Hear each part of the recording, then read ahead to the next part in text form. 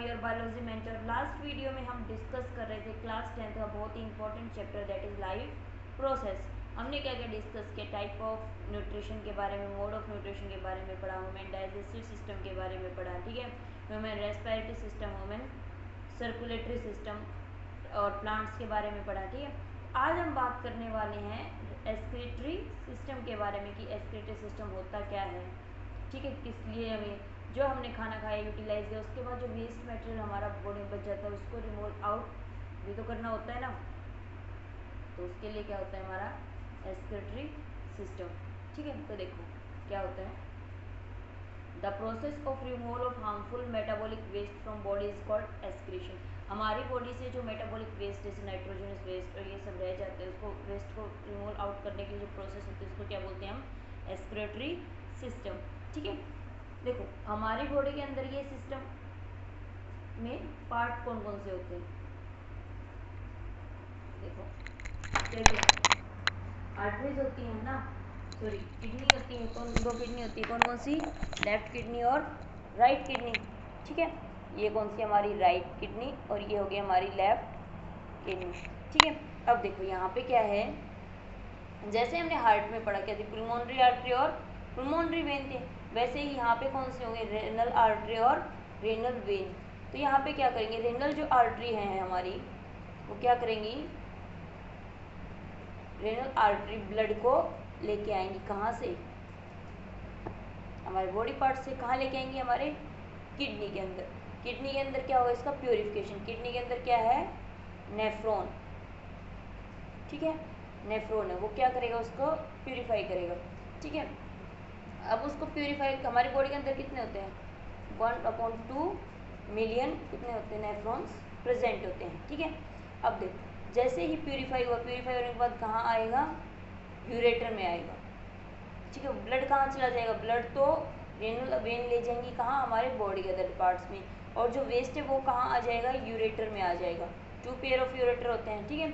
Ureter से वो blood कहाँ आएगा, यूरिनरी ब्लडर के अंदर, और यूरिनरी ब्लडर से यूरेथ्रा के थ्रू बॉडी से आउट कर दिया जाएगा, ठीक है। अगर हम बात करते हैं स्पेसिफिक किडनी के स्ट्रक्चर की, तो कैसा होता है किडनी का स्ट्रक्चर, देखो ये देखो 3 पार्ट्स हैं, कौन कौन सा, फर्स्ट जो आउटर मोस्ट पार्ट उसको क्या बोलेंगे, cortex, middle part medulla and last inner part जहाँ से यूरेटर कनेक्टेड होगा दैट इज पेल्विस, ठीक है। अब देखो अब हमने बात कर ली कि ये तो हमारा क्या होगा, स्ट्रक्चर हो गया। किडनी के अंदर जो नेफ्रॉन्स हैं उसके स्ट्रक्चर की हम बात करते हैं। देखो हमारी बॉडी के अंदर से ये क्या है, वोमन कैप्सूल है, यहाँ पे क्या होता है, ब्लड कलेक्ट किया जाता है। अब यहाँ से जो ब्लड आएगा पूरी बॉडी से वो कौन लेके आएगा, एफरेंट वेन, एफरेंट लेके आएगी, ठीक है। एफरेंट क्या करेगी, ब्लड को यहाँ लेके आएगी और जो वापस उस प्योरीफाइड ब्लड को लेके जाएगी दैट इज इफ्रेंट, ठीक है, दैट इज इफ्रेंट। क्या होगा, एफरेंट और इफ्रेंट के कंपैरिजन में एफरेंट क्या होती है, थिक होती है, ठीक है। थिक होने की वजह से यहाँ पे क्या होगा, जो ब्लड का प्रेशर होगा एफरेंट का ज़्यादा होगा एज कम्पेयर टू इफ्रेंट। देन क्या होगा, जैसे ही ब्लड का प्रेशर ज़्यादा होगा तो कुछ इंपॉर्टेंट मॉलिक्यूल अमाइनो एसिड जैसे कहाँ आ जाएंगे, बोमन कैप्सूल के थ्रू यहाँ पे, ठीक है। अब देखो यहाँ की बात करते हैं, ये जो हमारा यू शेप पार्ट है ये वाला दैट इज हेलन लूप, ठीक है। यहाँ पे मोस्ट ऑफ होता है वाटर का एब्जॉर्प्शन, ठीक है। ये जो पार्ट है हमारा that is proximal convoluted tubule, ठीक है। और ये जो पार्ट है हमारा ये है डिस्टल कॉन्वेटेड ट्यूब्यूल यानी कि डीसीटी और पीसीटी, ठीक है। अब देखो यहाँ से क्या होगा, फिर ये जो नेफ्रॉन का है ब्लड यहाँ किससे कनेक्ट है, मेन डक्ट से। यहाँ पे क्या different type of nephrons connect हैं, इसको हम कलेक्टिंग डक्ट भी बोलते हैं और मेन डक्ट भी बोलते हैं, ओके। अब देखो जैसे ही ब्लड कहाँ, बोमन कैप्सूल से कहाँ आएगा, पीसीटी में आएगा। पीसीटी में क्या हुआ, उसके साथ साथ कुछ यूजफुल न्यूट्रिएंट भी ब्लड के साथ कहाँ मिक्स हो के आ गए हैं। तो अब क्या होगा, यहाँ पे फिर हमारी ब्लड की एक एफरेंट क्या होगी, कोयल होगी, ये देखो है ना, एफरेंट की कोयलिंग है ये। तो ये यहाँ पे क्या हो जाएगा, इसका जो वाटर जो न्यूट्रिएंट थे हमारे यूजफुल न्यूट्रिएंट थे, बाय मिस्टेक प्रेशर की वजह से कहाँ बॉमन कैप्सूल से अंदर आ गए ना, तो क्या होगा यहाँ पे उसका रीअब्जॉर्प्शन हो जाएगा, और उस रीअब्जॉर्प्शन को बोलते हैं सिलेक्टिवली एब्जॉर्प्शन। ठीक है, तो देखो यहाँ से क्या हुआ, उस चीज़ों का क्या हो गया, एब्जॉर्प्शन हो गया। और बाकी जो वेस्ट हमारा जैसे वाटर अदर वेस्ट हो गया, वो कहाँ आ जाएगा, हमारा हेलन लूप में वाटर का क्या होगा, एब्जॉर्प्शन कर लिया जाएगा। ठीक है, उसके एब्जॉर्प्शन के बाद जो वेस्ट मटेरियल है वो कहाँ से, डिस्टिल कॉन्वेटेड ट्यूबुल से कहाँ आ जाएगा, कहाँ डाल देंगे, मेन डक्ट के अंदर। और मेन डक्ट कहाँ कनेक्ट होगी, वापस हमारे अलग अलग मेन डक्ट्स, जैसे यहाँ पे क्या नेफ्रॉन, अलग अलग नेफ्रॉन कनेक्टेड है ना, देखो यहाँ पे अलग अलग जो पॉइंट्स हैं, इनसे क्या होगा, अलग अलग हमारे नेफ्रॉन्स कनेक्टेड। तो फिर ये मेन डक्ट कहाँ आ जाएगी, हमारे किडनी के अंदर। किडनी से फिर कहाँ पहुँचेगा जो वेस्ट मटेरियल है, कहाँ आ जाएगा, किडनी से वापस यूरेटर में, यूरेटर से यूरिनरी ब्लडर में, और यूरेथ्रा के थ्रू क्या हो जाएगा, बॉडी से आउट कर दिया जाएगा। ठीक है, अब इसका मैकेनिज्म समझो कि ये कैसे काम करता है। रेनल आर्टरी क्या करेगी, ब्लड के अंदर से वेस्ट सब्सटेंस को किडनी तक लेके आएगी, और किडनी इसका फिल्टर करेगी ब्लड का, केवल कि इम्प्योर्ड को रख लेगी और ब्लड को रिटर्न कर देगी। यूरिन प्रोड्यूस होगा थ्रू द यूरेटर के थ्रू, कहाँ, यूरिनरी ब्लैडर में, और कहाँ, यूरेथ्रा के थ्रू इसे बॉडी से आउट कर दिया जाएगा। किडनी का फंक्शन क्या है, रिमूवल करना वेस्ट प्रोडक्ट्स को ब्लड के थ्रू। ठीक है,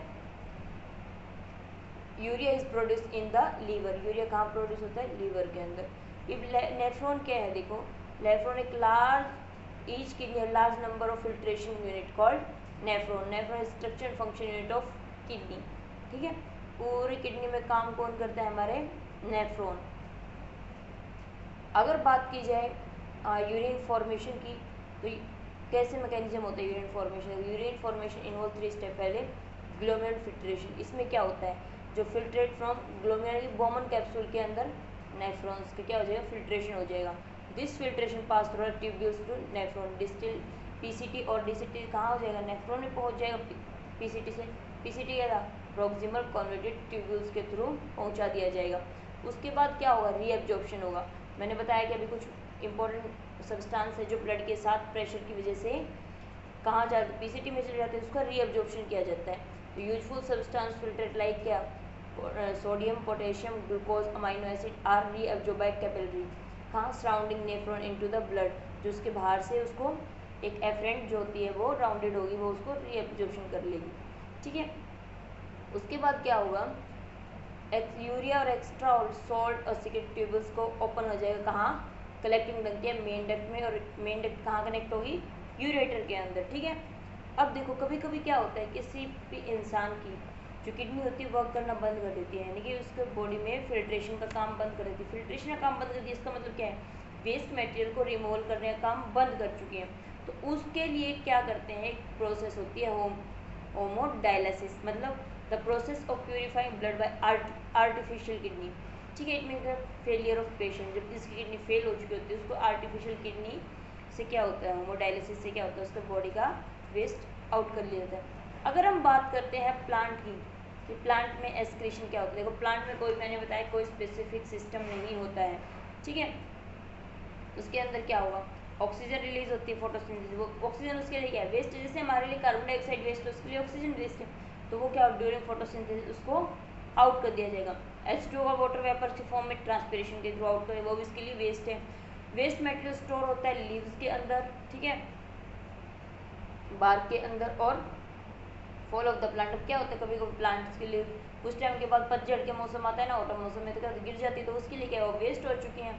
ठीक है, कुछ प्रोडक्ट होते हैं जैसे गम, रेजिन, ओल्ड जाइलम के अंदर, वो भी वो क्या जाइलम उसको वेस्ट मटेरियल को निकाल देता है, और कुछ वेस्ट सॉइल के आसपास प्लांट रिमूव कर देता है।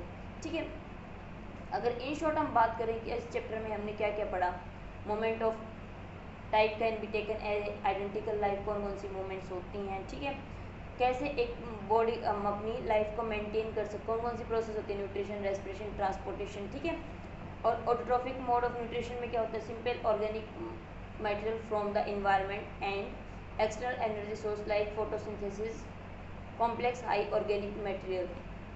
क्या करता है कि जो फूड क्या होता है, कुछ सिंपल और ट्रोफिक न्यूट्रिशन के अंदर प्लांट जो है सिंपल इनऑर्गेनिक मटेरियल से अपना खाना बनाते हैं एक्सटर्नल एनर्जी का यूज़ करके। ठीक है, हिटरोट्रॉफिक मोड ऑफ में क्या होता है कि कुछ ऑर्गेनिज्म जो कैपेबल नहीं होते किसी अदर ऑर्गेनिज्म से इनटेक करते हैं।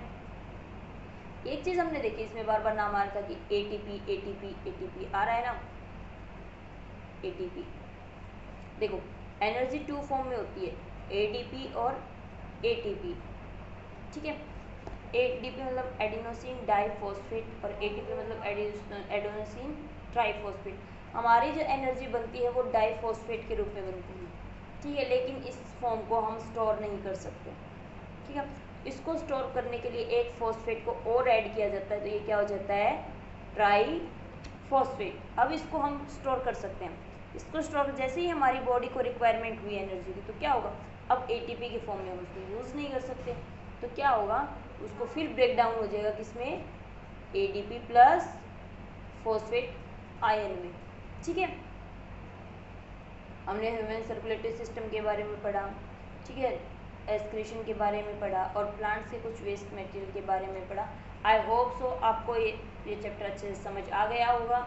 आप इस चैप्टर को अच्छे से करिए। बहुत जल्दी ही हम एक लाइव सेशन लेंगे, इसके क्यूरीज को डिस्कस करेंगे। ठीक है, तब तक आप इसकी जितनी भी आपको अच्छे से प्रिपरेशन करनी है आप कर लीजिए। जितनी भी क्यूरीज होती है आप अपनी मार्क करके रखिएगा।